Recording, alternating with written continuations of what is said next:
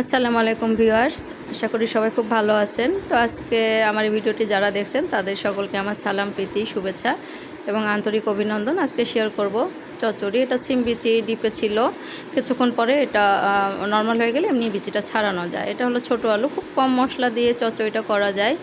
এটা একটু আদা রসুন, জিরার গুঁড়া আর আদা রসুন বাটা আর হচ্ছে হলুদ, লবণ আর তেল, মানে খুব বেশি কিছু দিতে হয় না, পেঁয়াজ। আর আমি এখানে কাঁচা মরিচটা ইউজ করব না, আমি বোম্বাই মরিচ দিব, তাই বোম্বাই মরিচটা তো এমনিতেই ঝাল। আর এটা হলো কুমড়ার যে বড়া, এটা মাসকলাই ডালের বড়া, আমাদের ঘরে বানানো, আমার শাশুড়ির বানানো আর কি। আর এটা ফুলকপি ডিপে ছিল।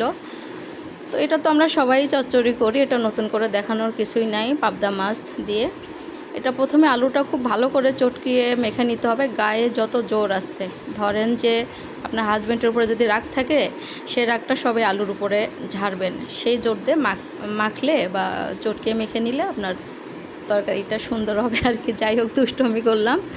আর এটা স্কিনটাই নেবেন যদি আপনারা দেন আর কি, সেই ক্ষেত্রে মানে বোম্বাই মরিচটা, বৃষ্টিটা প্রচণ্ড ঝাল। তো যাই হোক, এ তো হয়ে গেল। এটা নতুন গৃহিণীদের উদ্দেশ্যেই সাধারণত অল্প মশলায় কী করে করা যায়, আর আমরা যারা করি নর্মালি তারা তো জানি।